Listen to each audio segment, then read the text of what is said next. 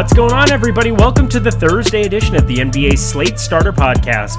I'm Eric, joined with my buddy Ryan as we break down the 9-game NBA DFS slate on DraftKings and FanDuel. Well, this is the second to last show, the penultimate show, if you will, of the Slate Starter Podcast. Season 1, Season 2 shall return, possibly. Well, we shall see. I'm pretty sure it shall. Yeah, no, it absolutely shall. You know why? Because we have Rayen Patnaik alongside us, and when he's for us, who could possibly be against us? Ryan, how's tonight going for you? That was interesting. Obviously, Russ Slate again. Russ at 12-4 somehow kind of fit in much more easily, and with the value that opened up, guys like Mike James, Peyton Pritchard. Mike James. Sorry, had to. No, definitely. And he started off great and then kind of slowed down, only at 8 points in the second half, but Pritchard was really solid all game long. We'll see who comes out of this late night hammer. Does Horn Tucker, Drummond, Markieff Morris, Kuzma all kind of smash their price tag to really put on a late night hammer performance for these Lakers? So it's going to be interesting. Lakers need to win a game, and let's see if their players can do it for them. Yeah, and Houston has 8 players. I mean, I just mixed and matched that whole late game, and obviously you had guys like Claxton and James and Pritchard, and there were a bunch of cheapies that were really good on the front end. But they have 8 players on Houston, and the Lakers have like 9 dudes that they're going to play. Markieff Morris's ownership was fantastic to see. He was right around 3%. I have an excruciating amount more than that. So hopefully a power forward, he can kind of differentiate for me, because power forward was kind of the one position I didn't know what to do with. Playing Kevin would have been the correct route to go, but anywho. Another great route to make is go down to that bottom bar. In order to celebrate the last 2 episodes of the Slate Starter Podcast, get down to that bottom bar, hit the like button, hit the subscribe button, and hit the notification bell so you know when this and all the other content at Awesemo is going live. We are sponsored today, as we always are, by monkeyknifefight.com. Head on over there, put in AWESEMO, use the promo code Awesemo. Make sure that you take advantage of that $100 first deposit bonus. That is good stuff. It goes a long ways in creating ROI for yourself. Combine it with some of the projections and the goodies we have over here. If you want to take some PGA props for tomorrow, you're probably not going to get this in time to be able to utilize those, but I promise you, taking advantage of some of the multipliers that they have in some of those games is a really, really fun structure. So check it out. Get that deposit bonus. Stop guessing, start winning, but check out Monkey Knife Fight today. Ready to get going, my dude? Let's do it. Let's do it. What happened to Let's Ride? Well, let's ride. Yeah, okay. You caught me off guard. Yeah, but let's ride. Oh, I'm gonna try not to cry tomorrow. It's like vitamin C. As we go on, we remember. You know what I mean? Yeah, we're gonna start breaking it down. So Damian Lillard on the top end of the point guard position on a back-to-back here, 9,500 for him. Not a Russ slate, not a Luka Doncic slate. We have 9 guys, and the most expensive point guard is 9,500. I don't think it's been a while since we had that. Trae Young, 9,100 going up against Orlando. That's a good spot to be looking at. Just continues to put up decent games. I think him and Russ looked like a pretty good tandem to have today. And LaMelo Ball, 8,500. Crazy to see his tag all the way up there.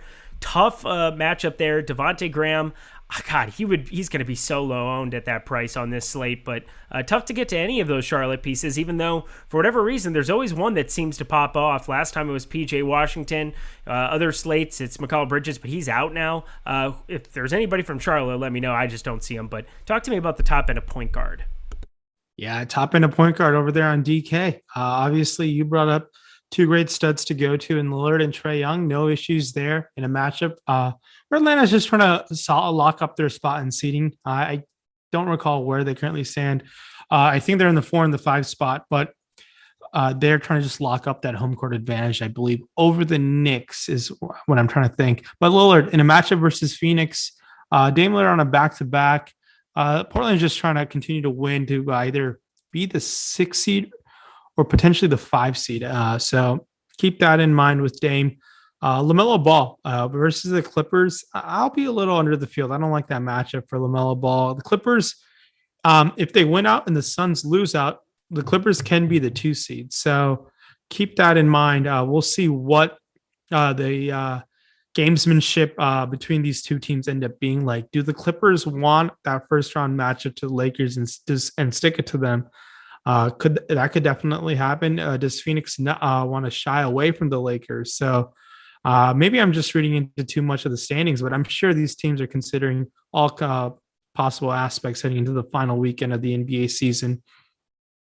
We know there's no Van Vliet tomorrow, so it's going to open up things for Toronto. John Morant, 8,200 versus Sacramento, definitely in play. And Delon Wright versus Memphis on the other side of things at that same price tag. In a game that should definitely go. Definitely like going to that. Malachi Flynn at $5,700 in a matchup versus Chicago. Man, now I just want these guys, Toronto guys, to play 30 minutes more. I wish Nick Nurse would treat these scrubs like all systems go, but Malachi Flynn against Chicago is fine. Not the greatest play, but it's solid enough where I think we can count on his minutes.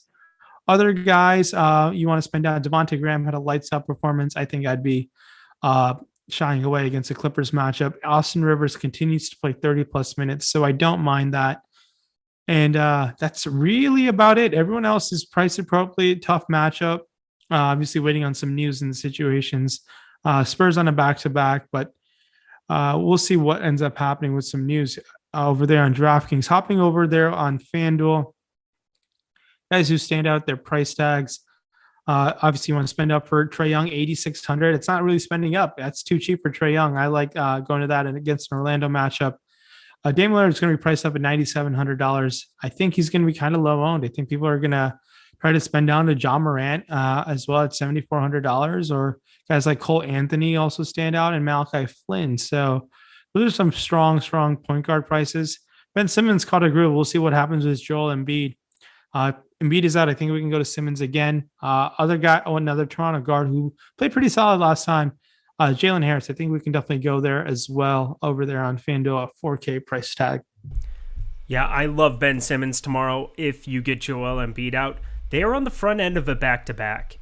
They are the 1 seed. They only need to win one game of their last 3. Or I believe it's, their last 3 that they have, because everybody plays on Sunday, but they play Thursday, Friday, Sunday, and they only need to win one of them. So I don't expect Joel Embiid to play in both. Maybe he plays tomorrow, but then he won't play Friday more than likely. But my guess is that if he's not feeling well, if he's still sick, that they're going to rest him. So Ben Simmons on both sites going to be one of the highest owned point guards, and probably should be if you get that news that he's going to be out. Of course, Doc Rivers is going to make us sweat it. Like, at this point in time, that's all he does, right? He just hates us. Cool. Anybody else that you're kind of looking at down there? I don't really want to go to Jalen Harris. You talk about these scrubs not playing 30 minutes. I mean, part of it is they're just kind of like making sure nobody gets overworked, nobody maybe gets hurt before the end of the year. It's so strange to me, but that's kind of what it is when you have nothing to play for. You don't necessarily give Malachi Flynn 37, 38 minutes perhaps. You kind of spread it around a little bit more. So be aware of that. But I do like that Austin Rivers call, as strange as that is.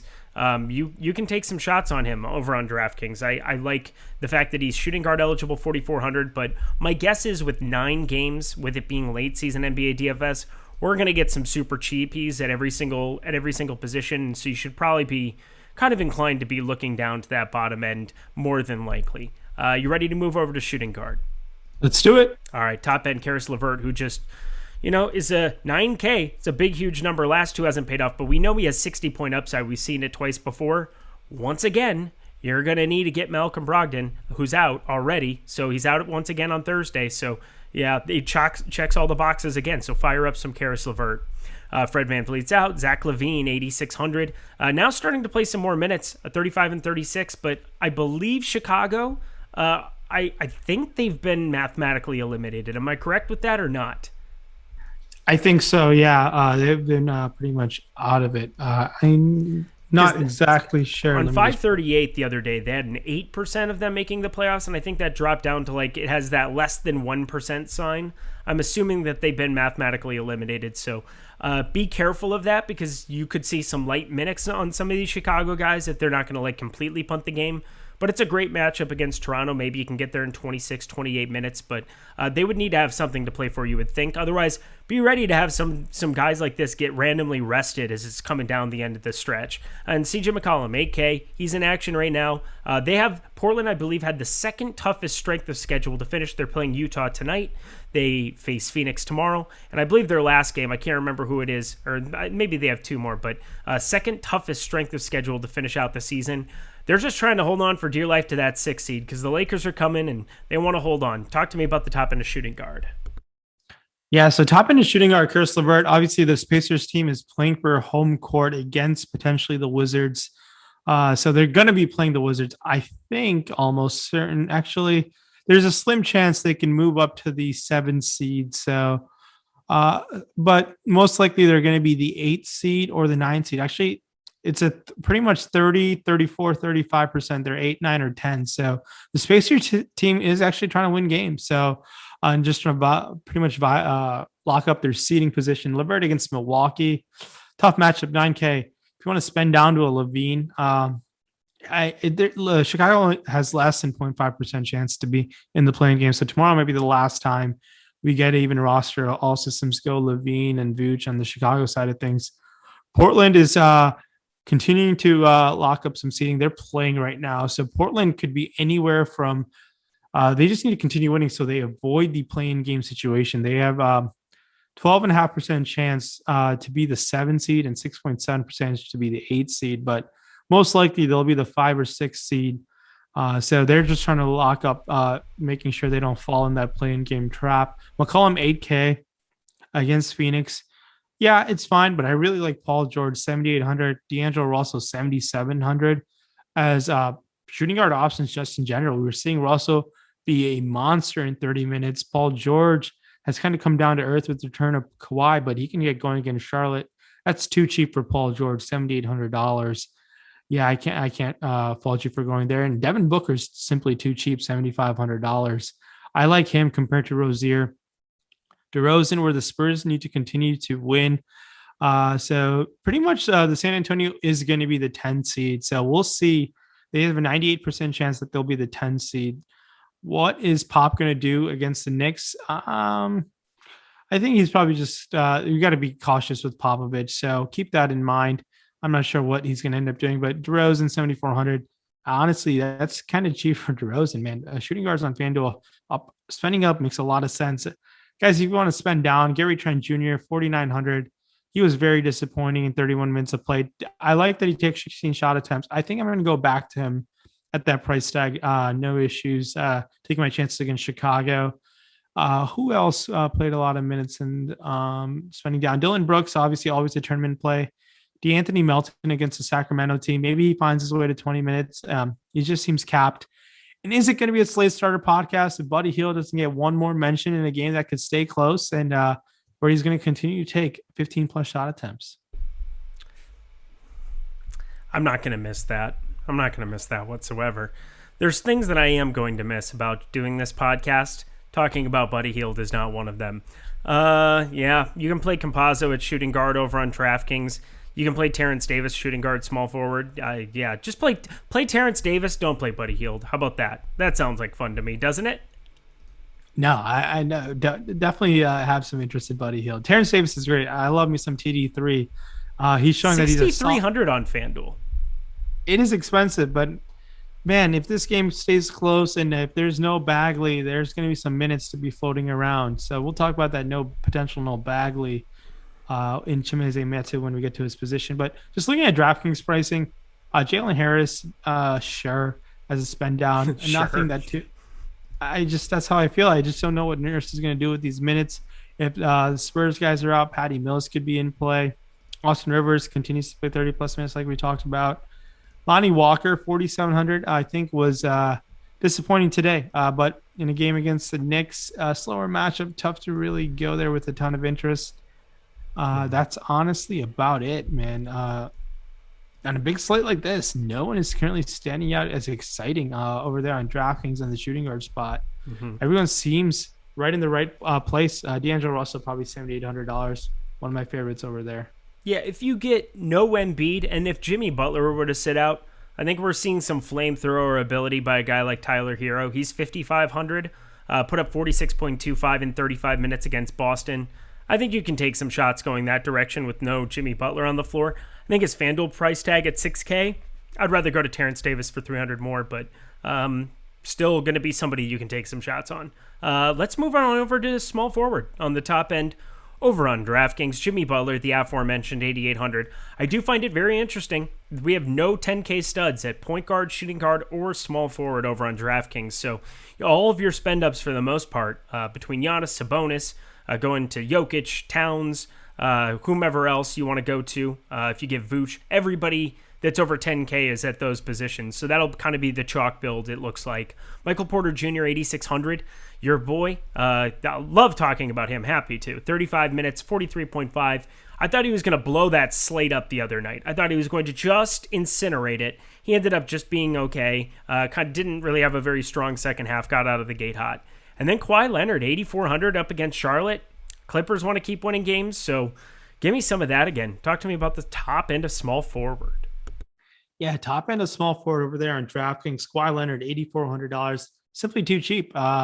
Only needed 30 minutes of him against Toronto. Maybe this game stays a little closer versus Charlotte. So that's an option to go to. Jimmy Butler left last game with an eye injury. So that was disappointing. If you went to Butler last time, he's now below 9K in a matchup versus Philly. Let's see what the Miami playoff seeding odds look like right now. So Miami is currently the 6th seed.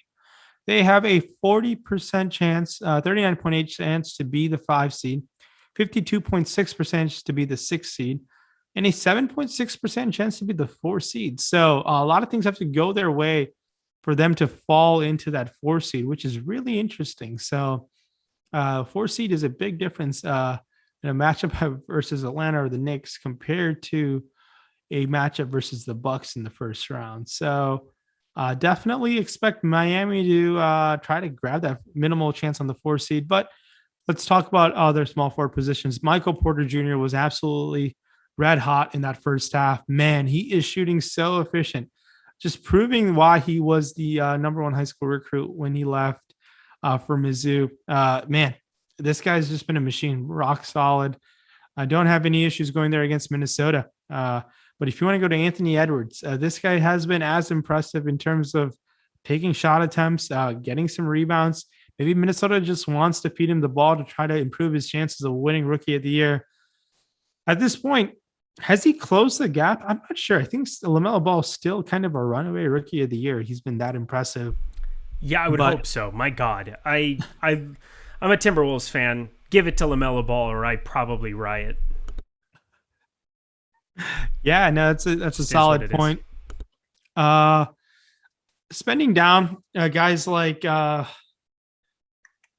Mikal Bridges in a Portland matchup isn't terrible. DeAndre Bembry for Toronto, just talking about Toronto, just they're getting minutes, but he's just playing 20 minutes. Man, it's tough to go there with a ton of interest. Gary Trent Jr., 6K, kind of too expensive. I know I like his shot attempts. Tobias Harris, if there's no Embiid, definitely has some interest. So it's a lot of news is going to be going to break down the slate quite a bit. So for what it's worth, the Clippers have a 16% chance to be the 2 seed, like I was mentioning earlier. They could fall to the 4. So I do think they're going to try to grab that 2 seed if they can. But it's going to be interesting what news some teams on a back-to-back end up doing, especially the Spurs. So I think Sacramento is trying to figure out what they're going to do with Mo Harkless going forward. There's one blaring game in the middle of everything. It was 26 minutes against OKC. Otherwise, around him, the last 4 with Harrison Barnes out, with Marvin Bagley, who, if he's going to be back, probably don't go this direction as much because, I mean, it takes away a little bit. He's been great without him. There's no way that Harkless isn't going to be starting as is, but 4,600. He's played 36, 39, 26, and 34, but that game with 26 minutes, he was in some outrageous foul trouble, and he actually fouled out of the last game where he played 34 minutes against OKC.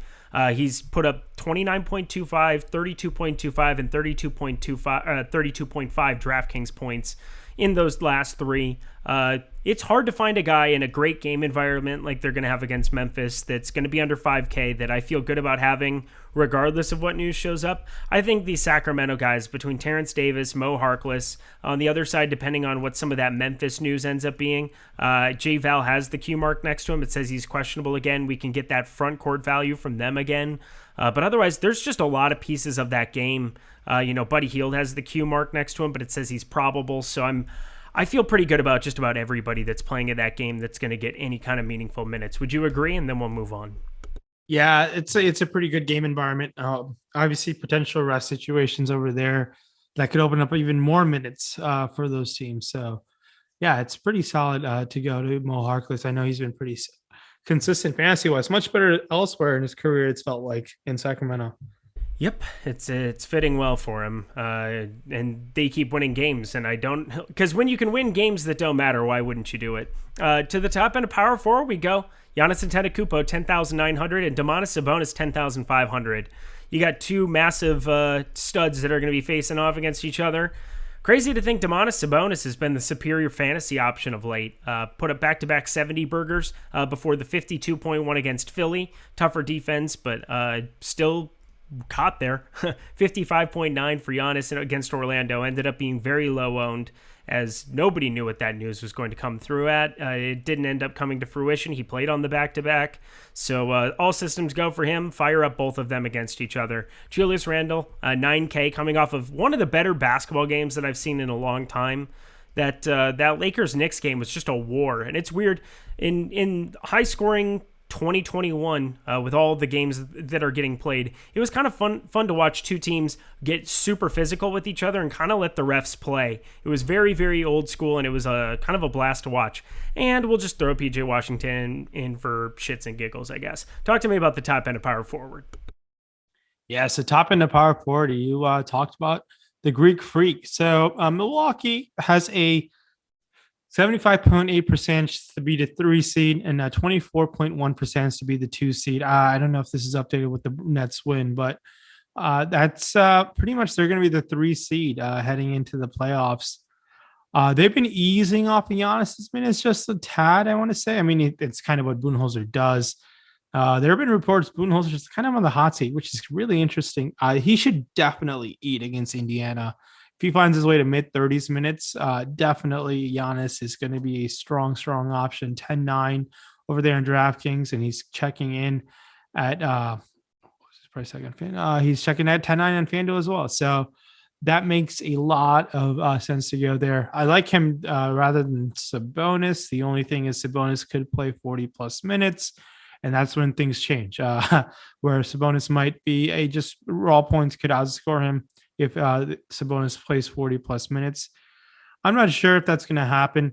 For what it's worth, this Indiana team is pretty much could be the 8, 9, or 10. So this is a huge game for them. So I think we could see those up to 40 minutes versus Milwaukee for Sabonis, and that makes him just intriguing. He's been sensational pretty much since he's came back from injury.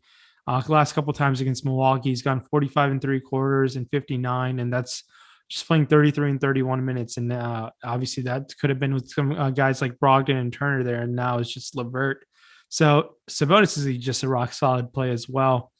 Randall against San Antonio. Yeah, I talked about what the Knicks are in line for. They could be anywhere from the 4 seed to the 6 seed. So, and there's so they're just trying to just win games to improve their seeding as well. So expect Thibodeau to roll these guys out, and Derrick Rose is questionable, so even more shots for Randall.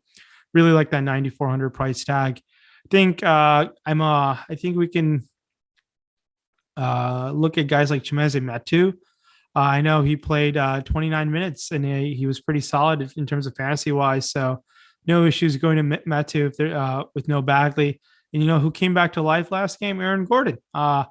8 of 14 from the field, played 29 minutes, and looked like why Denver gave up so much to get him. So I think I was pretty way above the field on Aaron Gordon last time on FanDuel, especially. I don't mind it taking some chances against the Minnesota matchup. Is there ever been a bigger trap game than Aaron Gordon coming off of a fantastic outing? He's 3,900. He's going to be 45% owned. I'm already so uncomfortable on FanDuel tomorrow. I mean, what do? Like, you just jam it again? You could pivot to guys like Freddie Gillespie. What are you doing, Rinpack? I'm putting you on the hot seat. What are you doing with Aaron Gordon? Well, you have no idea the context of the slate. We have no clue, but I can tell you. I was way above the field last time on him on FanDuel. So they kind of paid off, but yeah, he's honestly too cheap for his upside in that matchup. But guys around that price range are guys like Gillespie and Doug McDermott. Gillespie, yeah, I think there's no Boucher, I believe. So, Yep, he's uh, a smash. Freddie Gillespie's he's a smash too. I like it. yeah, so those are some pivots around him. So keep that in mind. I believe McDaniels of Minnesota could be a pivot off of him as well. So you have some options, but Aaron Gordon's a brand name compared to some secondhand players like those guys. So I understand, but they have nobody to compete with for usage, whereas Aaron Gordon has, I don't know, everybody else on the floor alongside him to compete to get stats with. But I'm right there with you. 3,900 Aaron Gordon. Oh dear God, I'm already uncomfortable. Maybe I'll play on DraftKings tomorrow only. We'll see. We'll see. I'll be on live before lock. Come check it out.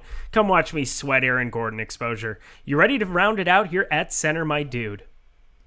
yeah, I think that's really about it on the power forward spot. I mean, on FanDuel, Randall, Tobias Harris, strong plays. I already talked about why Giannis and Sabonis, there's great plays as well. But yeah, those guys definitely stand out as pivots off of guys of Collins and PJ Washington and Jaren Jackson Jr. If he finds a way to 30 plus minutes, this guy, if he stays out of foul trouble, obviously serious stock upside for him. If you just look at his stocks the last 3 games, 5, 4, and 4, and stocks being steals plus blocks. I've said that quite a bit on the Slate, so I hope you guys know that by now. It'd be weird to drop that in now and then finally have it make sense for people, but you never know. You never know. Let's round it out. Top end of center on DraftKings. Nikola Jokic sitting at 11,000. Giannis and Sabonis power forward / center eligibility. We talked about them. Joel Embiid 10-4. He's the big question mark again. You didn't get the outing. Neither of us got the outing we wanted out of Howard. We ended up standing pat. He ended up playing all right, but yeah, he definitely killed me 2 nights ago. But I'll go back to the well there. Nikola Vucevic 10-2. Technically, it looks like Chicago has not automatically been eliminated yet, but don't hold me to that. We'll see what ends up happening with them, considering you said 0.5%. So you're saying there's a chance. And Karl Anthony Towns, $10,000. I guess we also have to say Bam Adebayo, because if you get no Jimmy Butler, I'm just going to have a ton of Bam Adebayo, especially if you get no Joel Embiid. 8,600, sign me up. Talk to me about the top end of center. Yeah, so the top end of center over there on FanDuel, Nikola Jokic versus Minnesota. Wow. He can definitely put up a monster performance. No questions asked.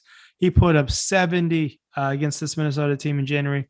Cat was probably not there, but it's going to be a fun game where you can play potentially on DraftKings both Cat and Jokic if there's enough value. So in a game that's going to stay close, Cat's found his groove under this Chris Finch offense. So definitely like going there. Joel Embiid, questionable. There's no real reason to play Joel Embiid. This Philly team, in terms of percentages, are 99.7% chance to be the 1 seed. So Joel Embiid should honestly just rest the rest of the way. The MVP is out of reach for him.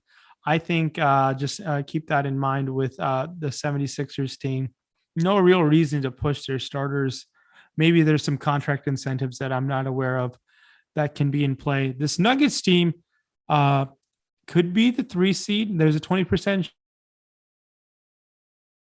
they're going to be the 4 seeds, and most likely the 4, but there's a significant chance in terms of 20%. A pretty big number. For which team was that? You cut out for 1 second. Oh, pardon me. The Nuggets have a 20.4% chance. Okay, just wanted it to get repeated. So the Nuggets. Got it. Yep. But keep that in mind. Vooch in a matchup versus Toronto where they might just be, all right, let's try to get this dub to maybe have the miraculous entrance in the 10 seed. Unlikely, but keep that in mind.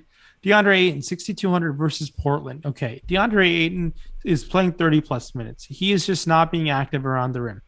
There's a chance that Nurkic doesn't play on a back-to-back. I think Nurkic does play. But DeAndre Ayton against this Portland team could do pretty solid. So and he's going to be a very low-owned tournament option. That's just how I feel about DeAndre Ayton. And then keep going. Sorry. No, You're fine. You're fine. You were taking a pause. I always have to fill these awkward silences. That's what I did on dates back in the day. It's like, I gotta jump in. You're playing hopscotch. So we're dating is what I was saying. Yep. Continue on. That's all. But spending down for center really tough on FanDuel. Chimezie Metu, the only one you can really want to spend down to. I'm not sure how I feel about Zubac 5,300. Maybe a Kem Birch at 6K seems a little too expensive for my liking. But honestly, if there's no Bamba tomorrow, maybe Wendell Carter Jr. plays 30-plus minutes again in a matchup versus Atlanta. So I don't have any problems going to that. Over there on DraftKings, obviously a lot of guys who have multi-position eligibility we've talked about.